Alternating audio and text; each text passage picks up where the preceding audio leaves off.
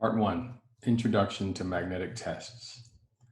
Magnetic testing is part of the widely used family of electromagnetic non-destructive testing.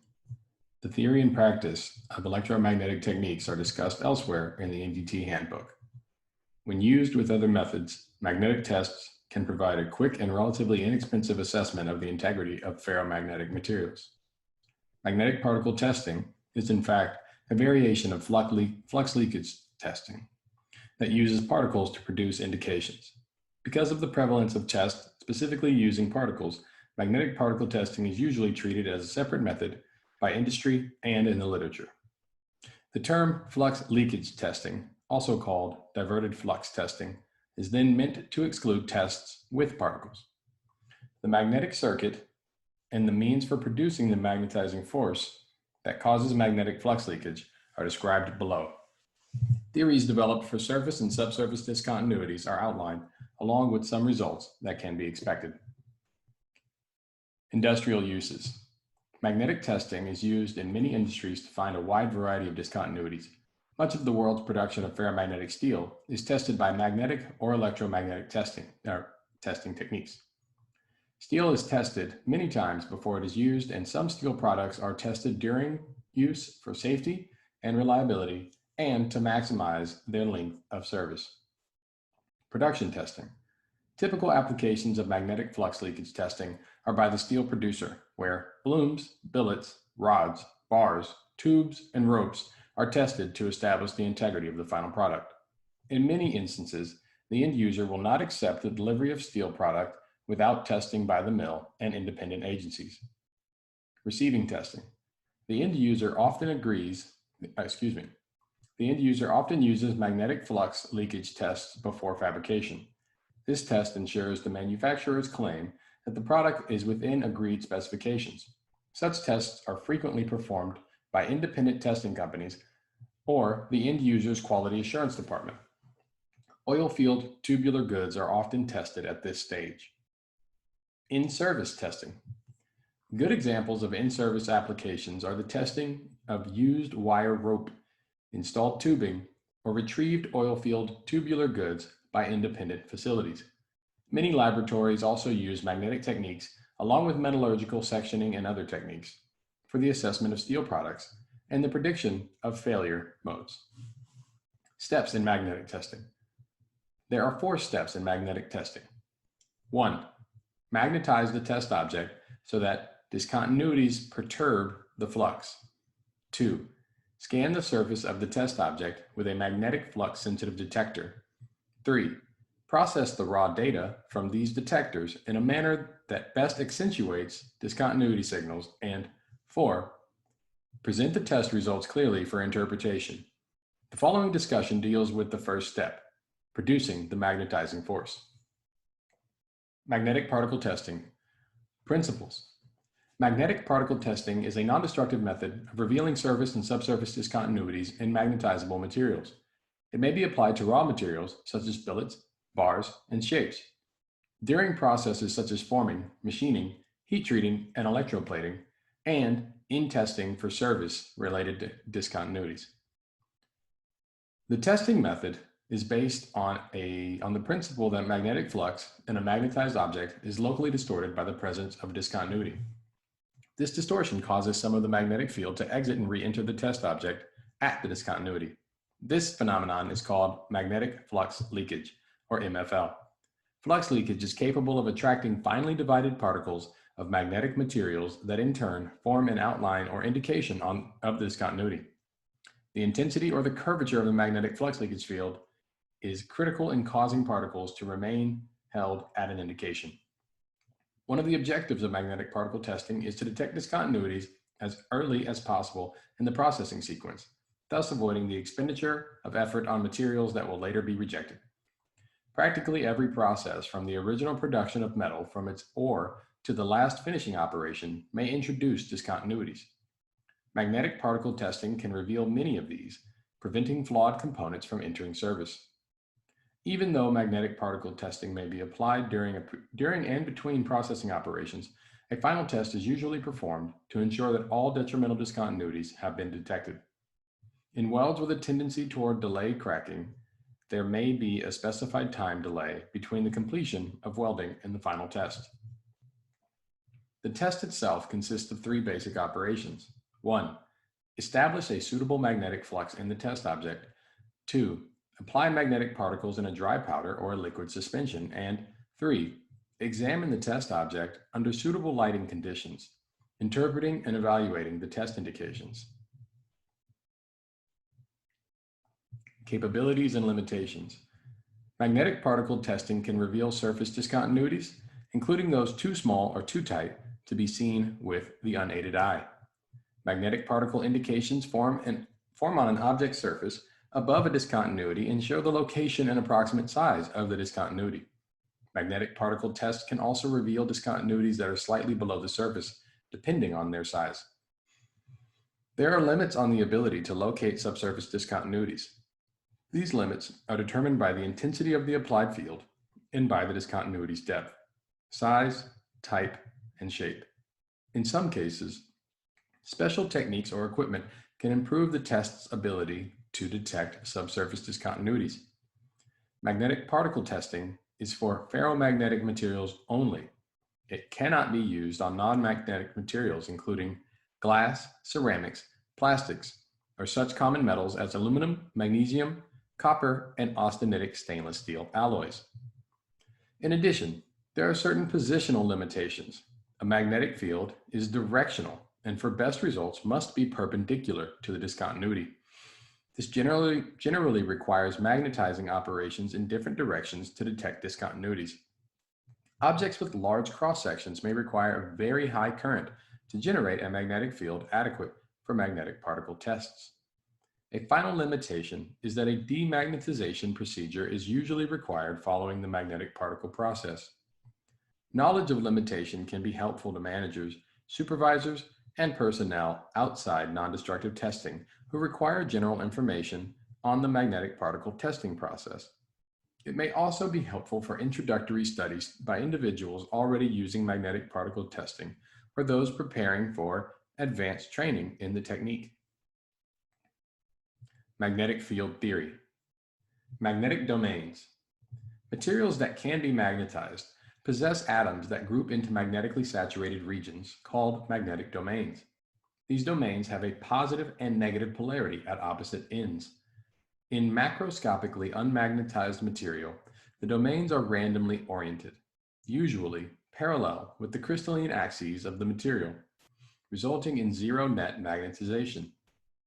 When the material is subjected to a magnetic field, the domains attempt to align themselves parallel with the external magnetic field. The material then acts as a magnet. Figure 2 illustrates the domain alignment in non-magnetized and magnetized material. Magnetic poles. A magnet has the property of attracting ferromagnetic materials. The ability to attract or repel is not uniform over the surface of a magnet, but is concentrated at localized areas called poles. In every magnet, there are two or more poles with opposite polarities. These poles are attracted to the Earth's magnetic poles and therefore are called north and south poles. Figure 3 can be duplicated by placing a sheet of paper over a bar magnet and sprinkling iron particles on the paper. It shows the magnetic field leaving and entering the ends or poles of the magnet.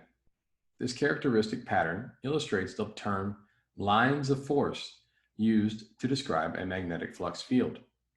There are a number of important properties associated with lines of force. 1.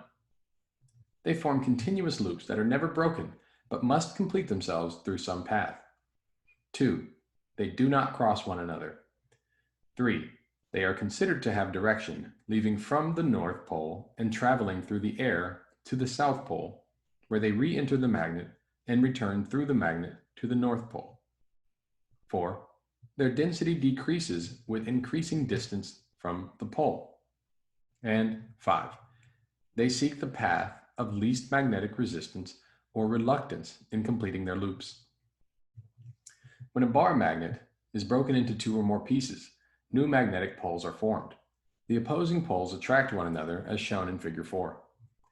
In If the centerpiece in figure 4 is reversed so that the similar poles are adjacent, the lines of force repel one magnet from the other. If one of the bars is small enough, the lines of force can cause it to rotate, so that unlike poles are again adjacent. This illustrates the most basic rule of magnetism. Unlike poles attract, and like poles repel. Types of magnetic materials. All materials are affected to some degree by magnetic fields. Matter is made up of atoms with a positively charged nucleus surrounded by a field of clouds or negatively charged electrons. Surrounded by a field or cloud of negatively charged electrons. The electron field is in continual motion, spinning around the nucleus. When the material is subjected to a magnetic field, the electron orbits are distorted to some degree.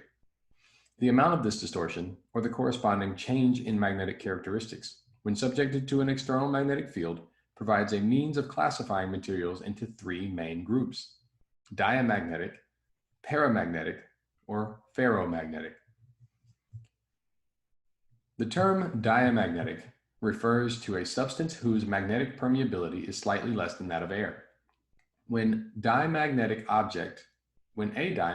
object is placed in an intense magnetic field, the induced magnetism is in a direct opposite to that of iron. Diamagnetic materials include mercury, gold, bismuth, and zinc. Paramagnetic describes a substance whose permeability is slightly greater than that of air or unity. When such materials are placed in an intense magnetic field, there is a slight alignment of the electron spin in the direction of the magnetic flux flow. This alignment exists only as long as the paramagnetic material is in the external magnetic field. Aluminum, platinum, copper, and wood are paramagnetic materials. Ferromagnetic materials.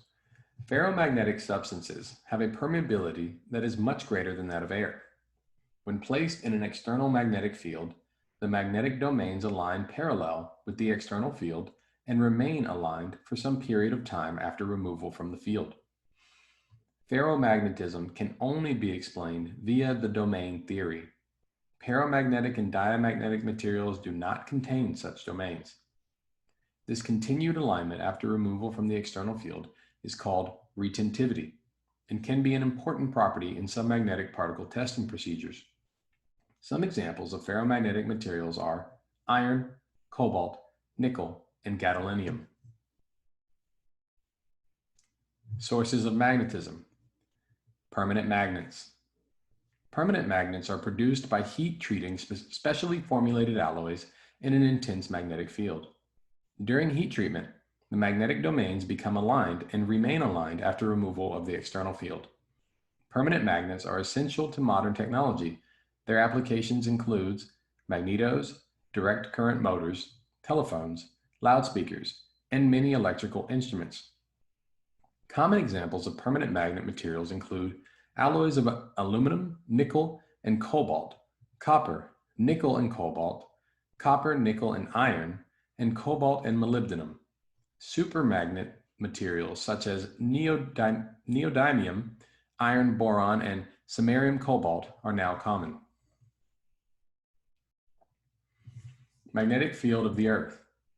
The planet Earth itself is a huge magnet, with north and south poles slightly displaced from the Earth's axis. This displacement results in a slight deviation between geographic north and magnetic north. As a magnet, the Earth is surrounded by magnetic lines of force as shown in Figure 5.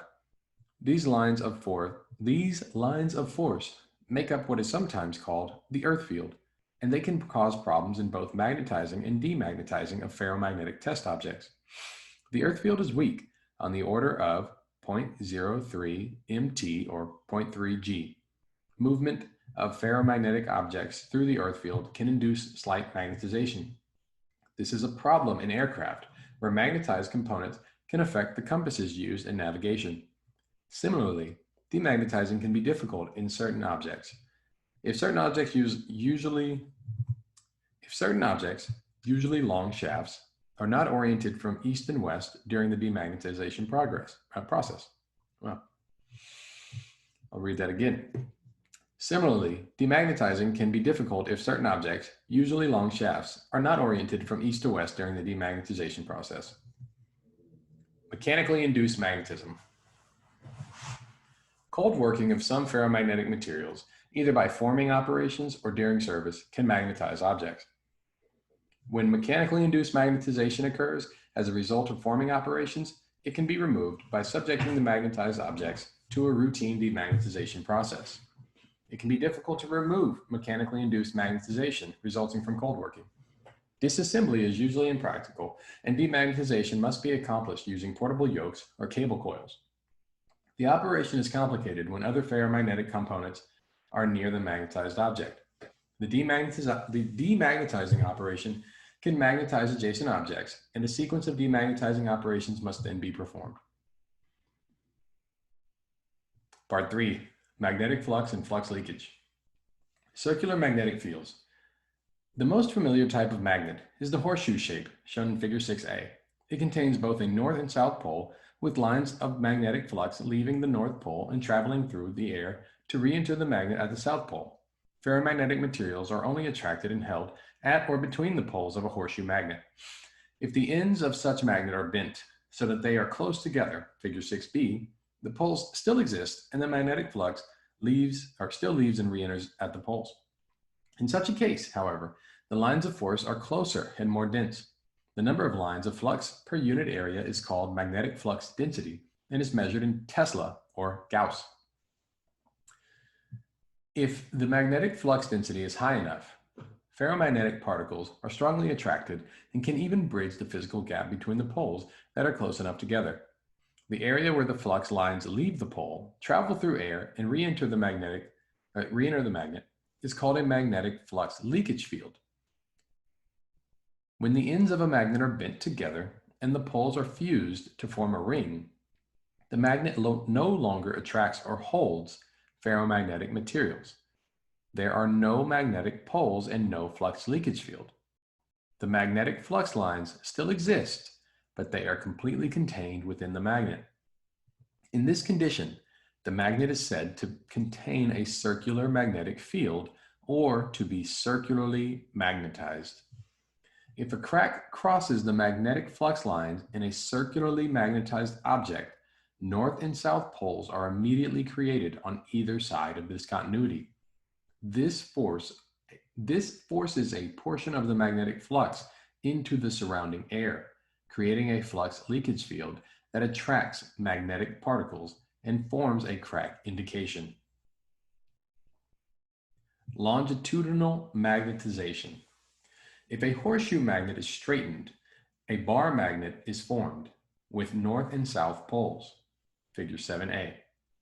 Magnetic flux flows through the magnet and exits or enters at the poles. Magnetic poles can be thought of as occurring wherever field lines enter and leave a magnetized object. Ferromagnetic materials are attracted only to the poles, and such an object is said to have a longitudinal field or to be longitudinally magnetized. If these magnetic flux lines are interrupted by a discontinuity, additional north and south poles are formed on either side of the interruption, Figure 7b. Such secondary poles and their associated flux leakage fields can attract magnetic particles. Even if the discontinuity is a very narrow crack, it will still create magnetic poles that hold magnetic materials, which are the magnetic flux leakage field is still finite. Read that again. Even if the discontinuity is a very narrow crack, it will still create magnetic poles that hold magnetic materials. The magnetic flux leakage field is still finite. Magnetic field intensity. The intensity of a flux leakage field from a discontinuity depends on several factors. 1. The number of magnetic flux lines. 2. The depth of the discontinuity. And 3.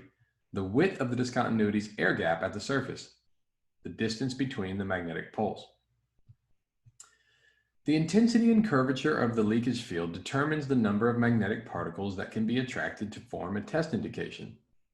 The greater the leakage field intensity, the denser the indication, so long as the magnetic flux leakage field is highly curved.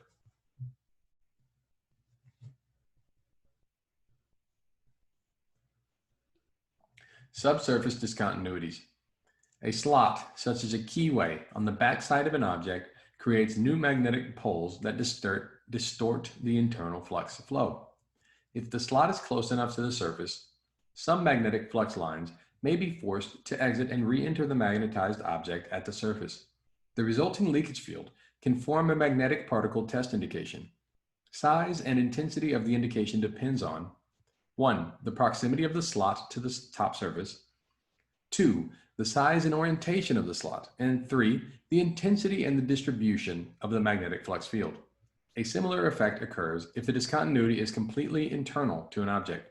Figure 8 is an illustration of a keyway on the far side of a bar, and Figure 9 illustrates a mid-wall discontinuity. Effect of discontinuity orientation. The orientation of a discontinuity in a magnetized object is a major factor in the intensity of the magnetic flux leakage field that is formed. This applies to both the surface and internal discontinuities. The most intense magnetic flux leakage field is formed when the discontinuity is perpendicular to the magnetic flow.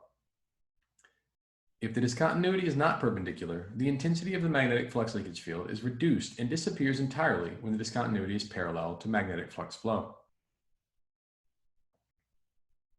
Figure 10 illustrates the effect of discontinuity orientation on the intensity of the magnetic flux leakage field. Formation of indications. When magnetic particles collect at a flux leakage site, they produce an indication visible to the unaided eye under the proper lighting conditions. Tighter magnetic flux leakage fields create the ideal conditions for particle attraction. The force on an individual particle being given by the product of terms involving the particular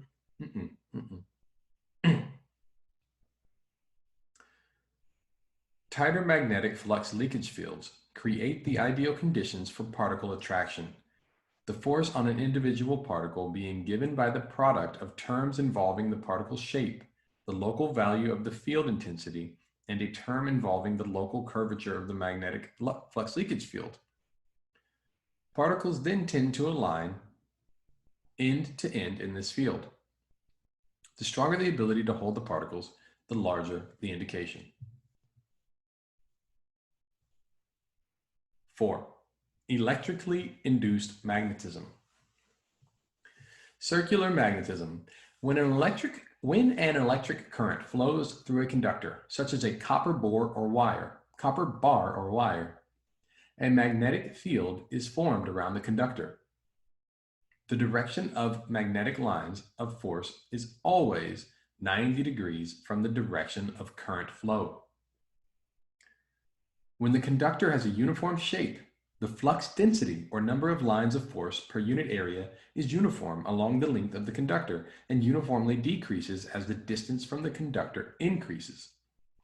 Because a ferromagnetized object is a large conductor, electric current flowing through the object forms a circular magnetic field. This magnetic field is known as circumferential magnetization because the magnetic flux lines form complete loops in the object. A characteristic of circumferential magnetic fields is that the magnetic flux lines form complete loops without magnetic poles. Because magnetic particles are only attracted to and held where flux lines exit and enter the object's surface, indications do not occur unless a discontinuity crosses the flux lines. Inducing circular magnetization in a test object. Figure 12 illustrates a method for inducing a circular field using a magnetic particle testing unit. The test object is clamped between the contact plates so that electric current can pass through it. When tubes are tested by passing a current through them, the magnetic flux is 0 at the inner surface or axis and its maximum at the outside surface. The inside surface is often equally important when testing for discontinuities. Because a magnetic field surrounds a conductor, It is possible to induce a satisfactory field in the tube by inserting a copper bar or some other conductor through the tube and passing the current through the bar. This method is called internal conductor magnetization. Figure 13 indicates a method employed for circular field inspection of short parts. For longer parts, such as steel tubes, an insulated metal rod is run along the bore of the tube, exciting it with a high current. The rod should not touch the inside of the tube, and the tube should be placed on wooden planks to isolate it from the ground. These measures should eliminate arc burns from the magnetizing current grounding. Magnetic field direction. The magnetic lines of force are always at right angles to the direction of the magnetizing current. One way to visualize the direction of magnetic flux is to imagine the conductor held in your right hand, with the thumb extended in the direction of the current flow. When your curved fingers then point in the direction of the magnetic flux flow. This is known as the right hand rule. Longitudinal magnetization. Electric currents can induce longitudinal fields in ferromagnetic materials. The magnetic field around a conductor is formed oriented lengthwise direction by forming the conductor into a coil. The magnetic field around a conductor is oriented lengthwise direction by forming the conductor into a coil. The right-hand rule shows that the magnetic field at any point within the coil is in a lengthwise direction. When a ferromagnetic object is placed inside a coil carrying an electric current, the magnetic flux lines concentrate themselves in a longitudinal direction. An object that has been longitudinally magnetized is characterized by poles close to each other, close to each end where the field lines leave and enter the test object to form continuous loops around the associated current. When a longitudinally magnetized object contains a transverse discontinuity, a leakage field is produced that attracts magnetic particles and forms an indication. Figure 17 illustrates a typical coil found on magnetic particle test systems used to locate transverse discontinuities.